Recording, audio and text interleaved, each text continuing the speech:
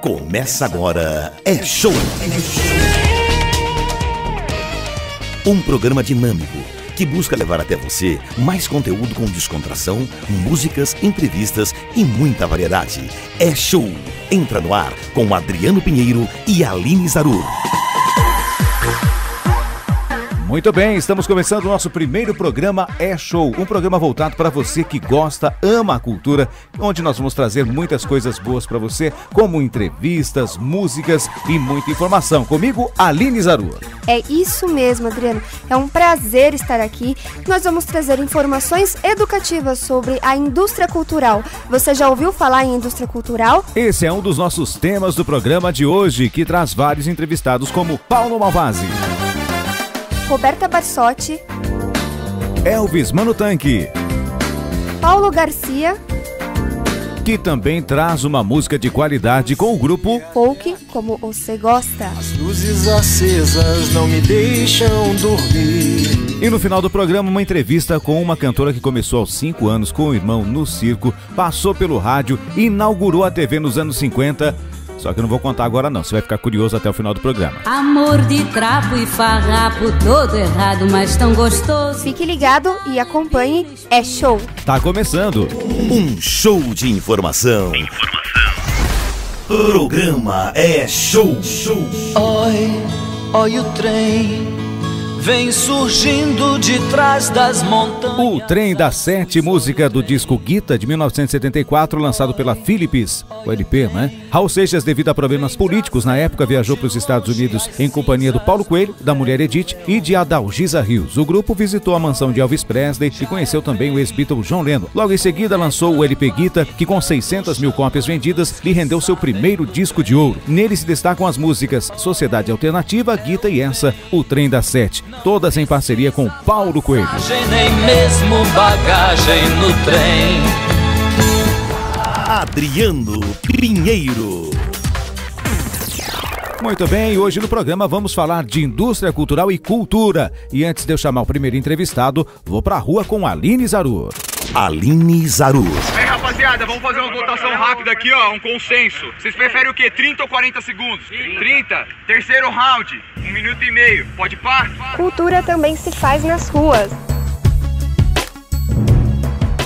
Tô aqui com o Elvis, na Arena do Lago, o Mano Tanque, né, Elvis? Porra. Quantos meninos se reúnem, meninos e meninas? Qual a periodicidade das reuniões aqui no Lago? Então, aqui no Lago a gente tá fazendo a batalha às 4 horas da tarde, a batalha de raiz. Então, na nossa batalha a gente, se tiver 4 MCs, a gente já faz uma batalha. Podem ter até 16, 18, 20 MCs. O que importa é que a batalha de MCs é uma competição, uma eliminatória, onde o MC combate o outro MC. E aqui na nossa batalha a gente não aceita preconceitos como racismo, homofobia, machismo. E a gente tem também o interesse em deixar uma mensagem positiva no sentido revolucionário, transformador, porque a sociedade tampa nossos olhos e a missão do rap é tirar essa venda dos olhos das pessoas. Alguém já olhou o trabalho de vocês e convidou para produzir? Algo nesse sentido de tentar promover o trabalho de vocês profissionalmente? Olha, profissionalmente a gente está tentando de forma independente. Sempre tem produtoras, né, que fazem os trabalhos comuns dentro do mercado da música, mas hoje em dia, que nem a molecada que encosta na batalha hoje já produz o próprio som, a trap também invadindo o cenário e a molecada tá de forma independente eles mesmos produzindo o próprio som. O rap, ele não, principalmente o rap de quem tá começando, não é considerado música e tudo mais pelo mercado, então é bem complicado de falar sobre isso. É difícil alguém ter um interesse no rap raiz, porque parece que isso para eles não vai lucrar, mas isso aí é mentira. Rio de Janeiro, por exemplo, tem um grupo chamado ADL que eles falam a realidade e ganham dinheiro com isso. E nesse sentido, como que é fazer rap numa sociedade tão conservadora como é Bragança Paulista? Eu acho que fazer rap em Bragança é ter amor pelo rap. Porque se você não tiver amor pelo rap, você desiste de fazer aqui em Bragança. Tanto pela ignorância, muitas vezes, das pessoas, até do próprio movimento. A gente vê aí por aí pessoas que se denominam rappers, querendo votar em Bolsonaro. Esse tipo de coisa que não condiz com a raiz da cultura, saca? Então, bom, é isso. Show. E começamos as nossas entrevistas de hoje com o Paulo Malvasi, mestre em Antropologia Social pela USP em 2004, doutor em Saúde Pública pela USP em 2012, professor e pesquisador do Departamento de Saúde Coletiva da Faculdade de Ciências Médicas da Santa Casa de São Paulo, membro do Corpo Permanente de Docentes do Programa de Mestrado e Doutorado em Saúde Coletiva, pesquisador do Núcleo de Etnografias Urbanas, NEO-SEBRAP, membro do Comitê de Educação e Direitos Humanos da Unifaat, tem experiência em pesquisa nas áreas de antropologia, com ênfase em antropologia urbana e de saúde coletiva. Estuda os temas violência, drogas, direitos humanos, desigualdade social, cidade, conflitos, ciclos de vida. Paulo Malvasi, obrigado por sua presença aqui no nosso programa. Adriano, eu que agradeço a oportunidade de estar aqui dialogando contigo e com os ouvintes. Você ouviu aí com a gente a entrevista da Aline Zarur com o rapper, o Mano Tanque, lá em Bragança Paulista. E aproveitando o gancho, eu te pergunto, o hip hop faz parte da indústria cultural, no Brasil principalmente? O hip hop, na verdade, brasileiro, ele tem suas características particulares. Eu não chamaria um movimento como o hip hop no Brasil de um componente da indústria cultural, eu chamaria de cultura popular, né? Qual seria a diferença? A cultura popular, ela não tem um criador, né? Ela nasce de um movimento da base da sociedade. Então, o hip hop brasileiro tem uma característica muito forte de ser uma música de protesto. Nos Estados Unidos nasce assim, mas já nasce com características diferentes. Nos Estados Unidos, então, o hip hop está mais voltado para a indústria cultural que no Brasil? Sim, eu acho que no caso dos Estados Unidos, né, você vai ter nos anos 70 as primeiras expressões da cultura hip hop, né, do rap, do break, do grafite, e como uma expressão da negritude, né? Só que no Brasil ele vai ter um acento com relação à desigualdade social, ao conflito urbano, à violência nas periferias, né? E aí você vai ter como grande ícone os Racionais MCs. Um homem na estrada recomeça a sua vida, sua finalidade, a sua liberdade.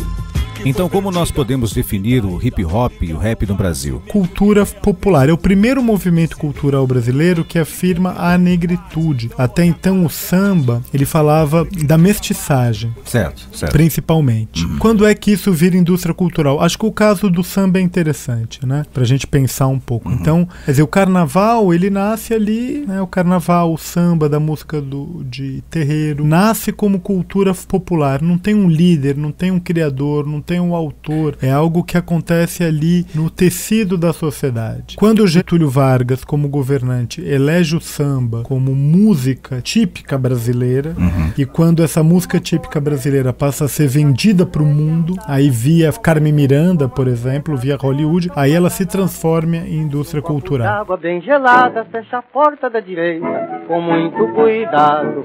E essa indústria cultural nos dias de hoje, onde temos internet, temos mais meios de divulgação, ela perdeu a força? Como é que é a sua visão hoje da indústria cultural? Não, ela se mantém muito forte, mas com outras características, né? Com outros meios de divulgação, né? O que eu diria é que esses produtos pops, né, massivos, eles se dispersaram mais, né? Figuras icônicas como Michael Jackson ou Madonna hoje são substituídas por celebridades com uma exposição e uma fama mais curtas, né? Eu acho que tem uma dispersão mesmo, acho que o fenômeno da internet... YouTubers são considerados produtos de indústria cultural por você? A gente precisa ter alguma cautela em não pegar um conceito, uma análise que foi criada para se compreender o fenômeno do rádio e da televisão e transferir para a internet. O conceito de indústria cultural vai estar muito ligado a um tipo de meio de comunicação social em que o emissor detinha o controle e o poder, né? E aí você tinha uma indústria por trás disso. Hoje você tem múltiplos emissores de mensagens. Isso não quer dizer que o poder da indústria fonográfica, por exemplo, que essas coisas não joguem, mas eu acho que talvez a gente precisaria cunhar um novo conceito para pensar nesse fenômeno, por exemplo, dos YouTubers, né? É possível um artista hoje fazer sucesso com uma música que não está no foco da indústria cultural ou no foco no que é popular, vamos dizer assim? Na época do Legião Urbana, só relembrando, no começo música de protesto, depois mais romantizado, passou a fazer sucesso em todo o Brasil. É possível fazer sucesso hoje com uma música que não está no foco da indústria cultural? Olha, acontece, né? Se a gente pensar no álbum do Nirvana, Madonna, Smell Like Teen Spirit, que se tornou, enfim, era um produto punk, né? Cru, pesado. De garagem mesmo. De garagem, que foi lançado na mesma semana do novo disco do Michael Jackson na época e da Madonna, em 1991, e foi o mais vendido na Billboard. Na verdade, tem um certo efeito eu chamaria de inconsciente coletivo, de momento, de circunstâncias que são tanto imponderáveis. Talvez alguns players aí da indústria cultural percebam esses movimentos, né? E consigam jogar com isso, mas de algum modo tem também um nível aí de sensibilidade, né? No caso específico da Legião Urbana, eu acho que o Renato Russo era um sujeito que, mesmo na fase mais adolescente de música de protesto, ele era um sujeito capaz de compor canções com um forte nível de empatia, né?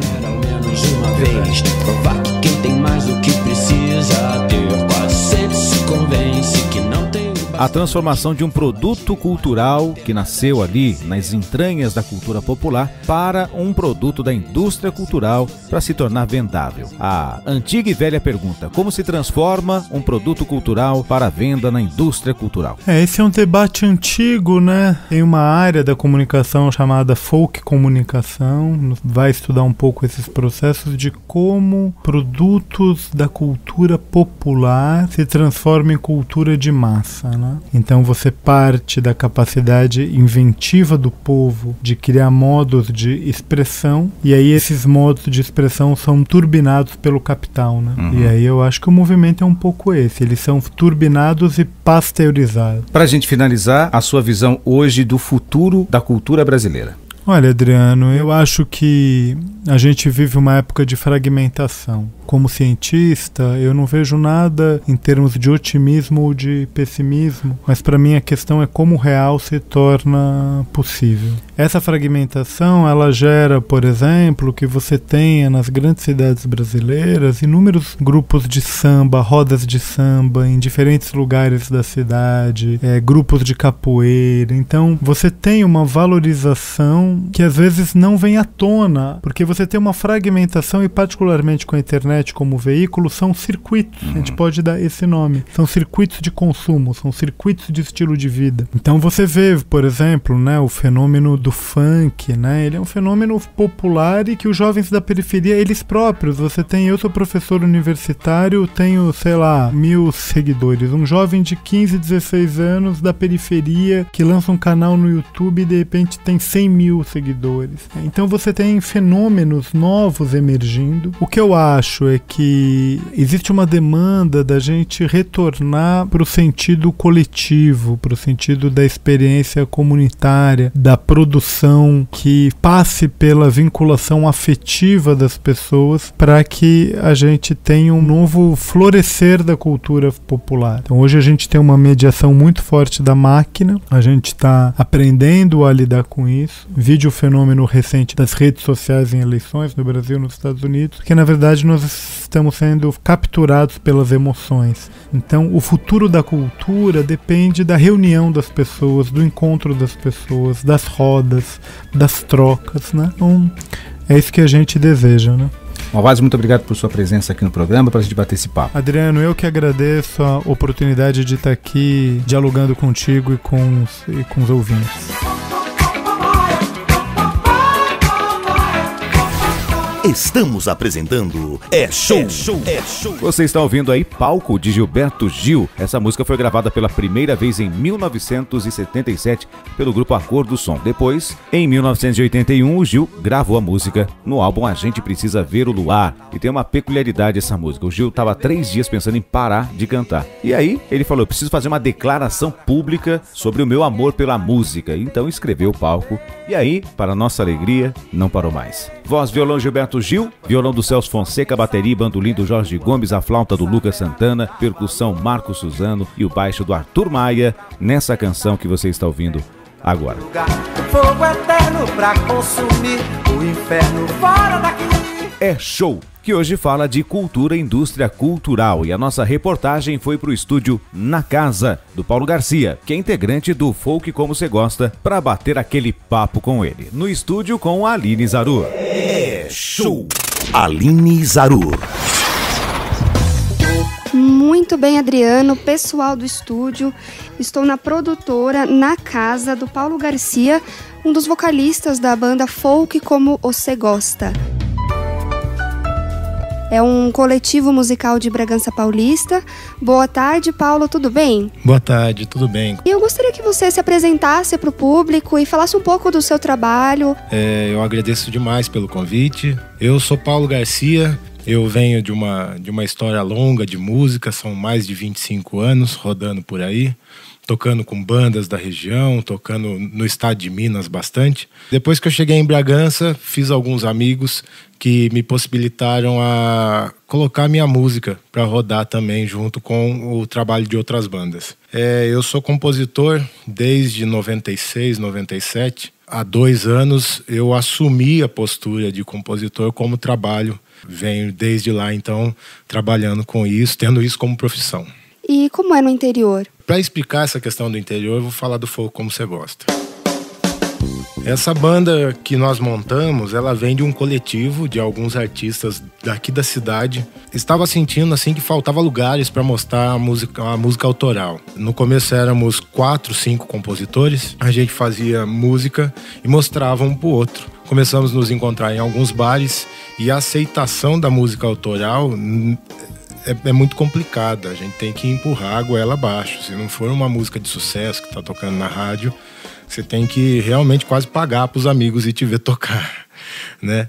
A gente faz alguns saraus, faz algumas reuniões, mas sair para a noite e mostrar isso como se fôssemos artistas de grandes palcos, isso daí é bem complicado. Na verdade, isso não é nem regional, não é nem de cidade. Isso daí é um problema que nós passamos no nosso país. Nível Brasil. Nível Brasil. Pra você ter uma ideia, nós temos nossos irmãos aqui da Argentina que compram a nossa música facilmente. A gente compõe algumas coisas e às vezes manda para alguns amigos nossos lá da Argentina. E eles, cara, já dá para botar em rádio aqui. Então, quer dizer, eles aceitam tão fácil isso. Embora tenha rivalidade no futebol, as nossas culturas são muito próximas, né? Amigos num bar produzindo ali, fazendo o som de vocês para os artistas que agora rodam a região, vão para Minas, vão para outras cidades aí mais afastadas. Então, isso aí foi na insistência, né? Ainda existe aquela prática do jabá, né? Todo mundo pratica jabá, mas decidimos que a gente não ia aderir a essa prática. A gente queria fazer pela arte. Se ninguém fosse consumir, nós 4 íamos consumir a música um do outro. É isso que a gente ia fazer. Por uma grande sorte ou, de repente, por resultado do nosso trabalho, conseguimos entrar em algumas emissoras, em algumas rádios, e com isso empurrou a gente para a região e para outros estados, né? Então, estamos felizes, estamos conseguindo chegar em algum lugar. Na verdade, Bragança tem muitas bandas, muitos artistas incríveis que não acreditam no seu trabalho. Nós temos aqui em Bragança grandes poetas, grandes músicos, grandes artistas. Só que você encontra esse cara no meio do dia e você pergunta para ele qual é a sua profissão, ele fala, eu trabalho no escritório do meu pai. Eu trabalho na padaria. A resposta nunca é eu sou músico, eu sou poeta, vou atrás da minha arte todo dia. Então, trabalhar com música é todo dia, trabalhar com arte é todo dia. Eu não descanso de domingo a domingo. Mas, Paulo, então você é bitolado. Não sou bitolado. Se eu não acreditar, não vou conseguir fazer com que outra pessoa acredite no que eu tô criando. Com certeza. Então eu acho que, na verdade, o que falta, além de incentivo, talvez financeiro, porque tudo é muito caro. A gente tem que sempre pensar, falar em dinheiro, né? Falar em custos. Sim, tem que ter. Se a gente tivesse numa época de troca, por exemplo, você é jornalista. Eu faço um show na sua casa em troca de você fazer uma matéria para mim. Tudo bem. Então nós estamos fazendo uma troca. Você vai ter o seu valor e o meu show vai ter o meu valor. Com isso elevamos o valor dos 2 trabalhos.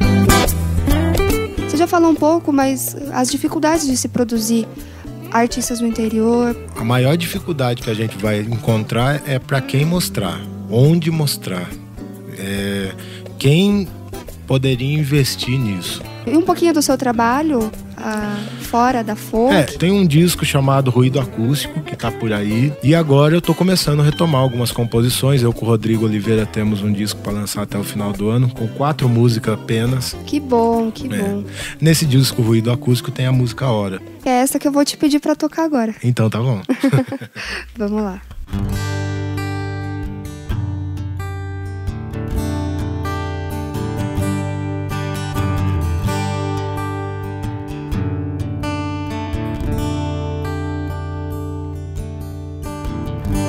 Fiquei esperando você passar.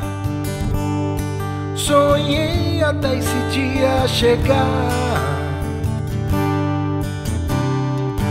O tempo passa, os dias voam, as horas correm atrás do ponteiro do relógio. E você está aí, sentada em uma cama, perguntando aonde estão os dias que perdemos sós. Você em uma cama e eu com a solidão.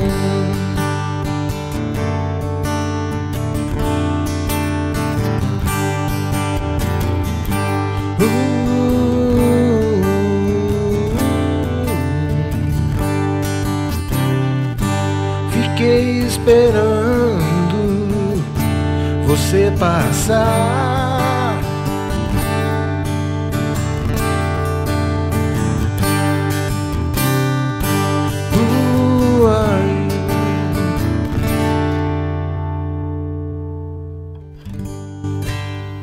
Muito bem, linda a música. Obrigado. Adorei. Obrigado. E é isso aí, estamos terminando por Obrigado. hoje. Muito obrigada por aceitar conversar comigo. Imagina que o pessoal isso. do programa, o show, com o Adriano Pinheiro, todos os convidados.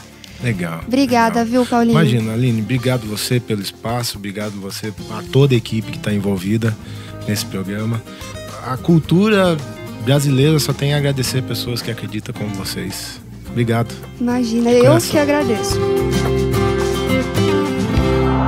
Aline Zaru. Voltamos a apresentar Programa É Show.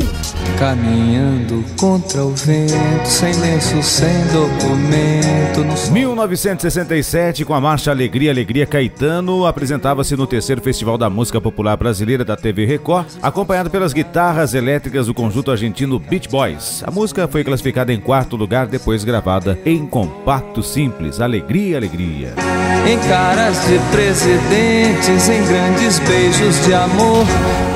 Adriano Pinheiro.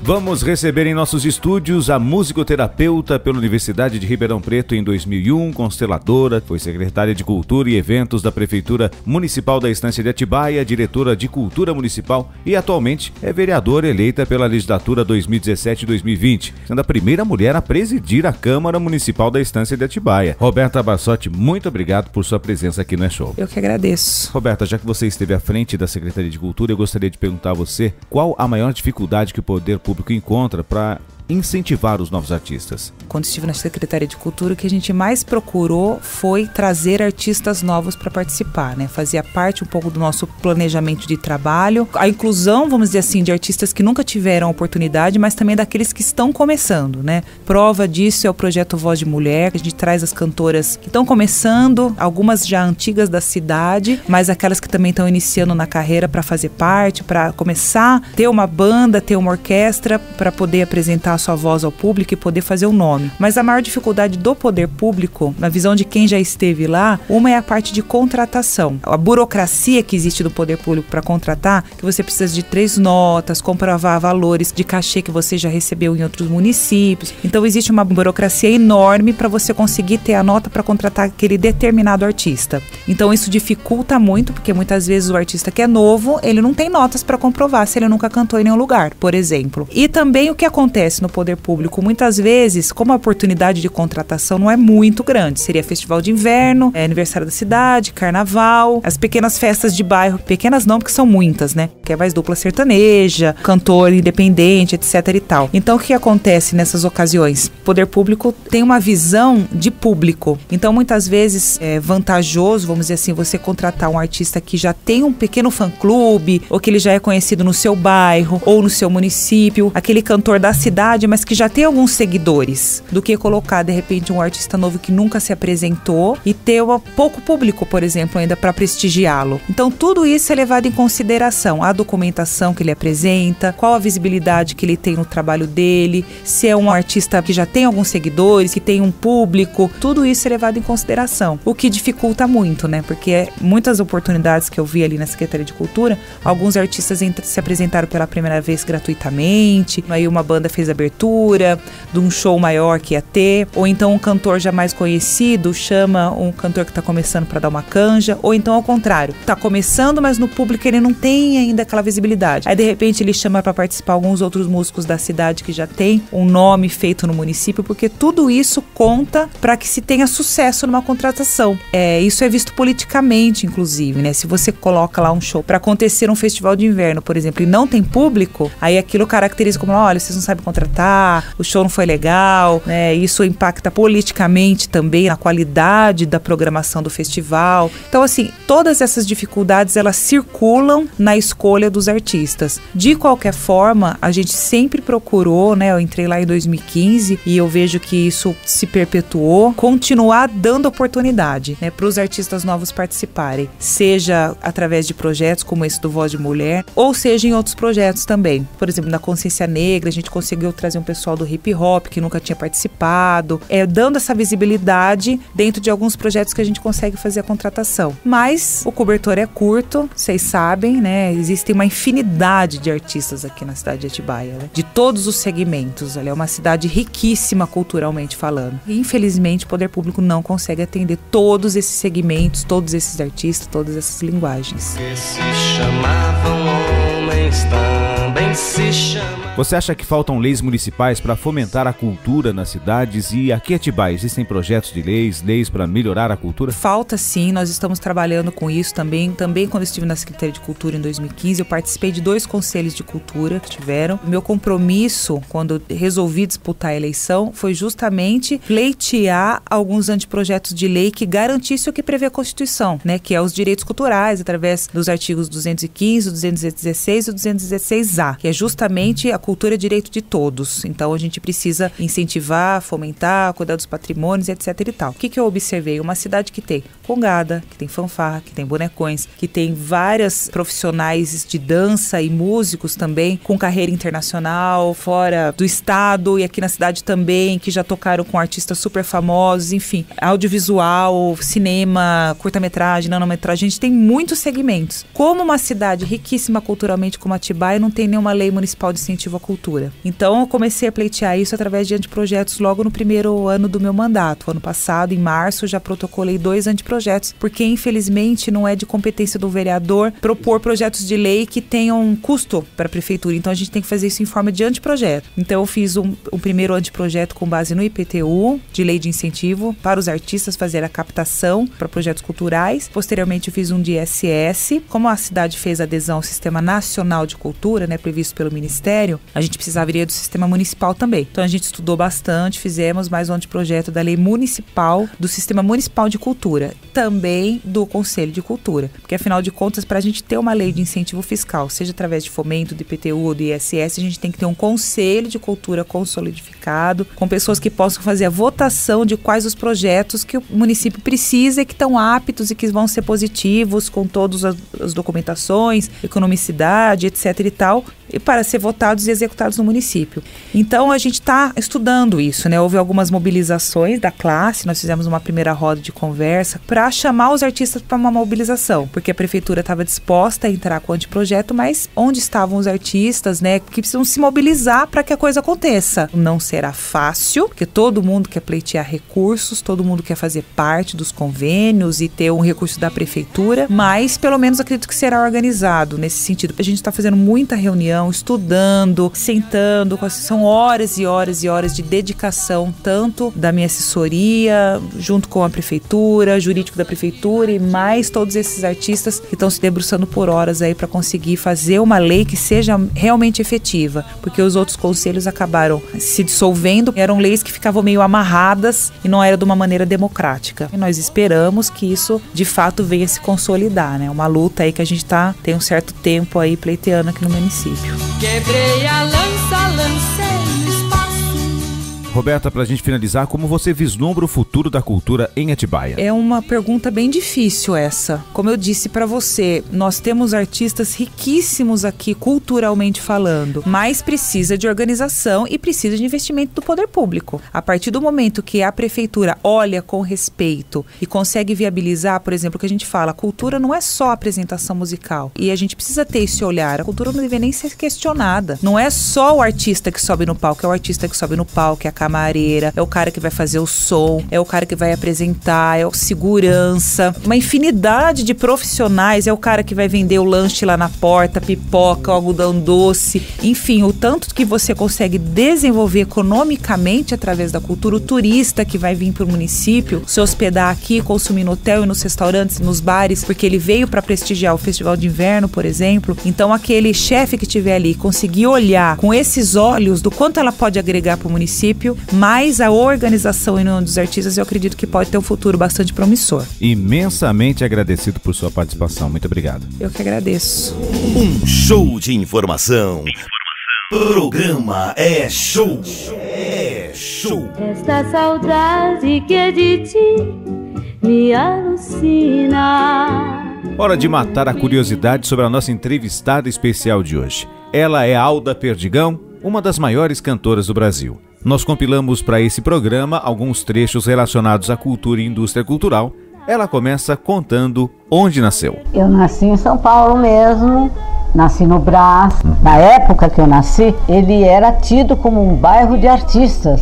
A Isaurinha Garcia nasceu lá. O Nelson Gonçalves tinha uma pontinha lá também, porque eles são portugueses, mas se radicaram lá no Brás, né? Eu tive a felicidade de nascer no Brás, sendo, acho que talvez a maior fã da Isaura Garcia. E eu fui ser colega da... Foi uma coisa maravilhosa. Agora, começou muito cedo, 16 anos, um prêmio de uma TV que na época estava começando, mas que já era um prêmio gigante, né? A mais bela voz juvenil de São Paulo. É, eu ganhei o concurso e eu nem queria, viu? Eu fui quase que empurrada pela minha mãe, viu? Porque eles tinham loucura, assim, meu pai, que já era falecido, ele tinha paixão, sabe? Eu cantava em dupla com um irmão meu. Tupi, depois a TV Paulista. Todas, eu inaugurei todas. Veio a Tupi, veio a Paulista, que ela começou com Excelsior, depois Paulista com o Vitor Costa, depois do Vitor Costa, ainda a mesma televisão, Globo. Opa. Depois o Silvio comprou, o Silvio Santos comprou. Foram vários discos também que a senhora gravou. Qual foi o seu melhor? Olha, eu não fiz sucesso com discos. Eu só fiz um sucesso. É muito difícil fazer sucesso com disco. E precisa todo um aplombe atrás que eu não tinha.